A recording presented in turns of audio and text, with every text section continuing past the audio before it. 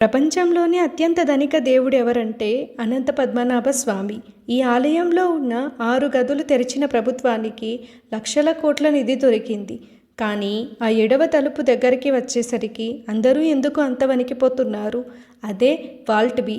ఈ తలుపుకి గడియలు ఉండవు, కనీసం తాళం వేసే సందు కూడా ఉండదు. కేవలం 2 పెద్ద నాగపాముల గుర్తులు మాత్రమే ఉంటాయి. దీనిని నాగబంధం లేదా నాగపాశంతో బంధించారని నమ్ముతారు. పురాణాల ప్రకారం ఈ తలుపు వెనక అనంతమైన నిధితో పాటు మహాసముద్రం కూడా ఉండేదట.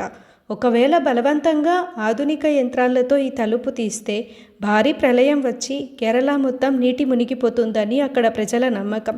అందుకే 100 ఏళ్ల క్రితం దీన్ని తీయడానికి ప్రయత్నించిన వాళ్ళు విషసర్పాల భయంతో వెనక్కి వచ్చేశారట. నిజానికి ఈ తలుపు తీయాలంటే ఏ టెక్నాలజీ సరిపోదు.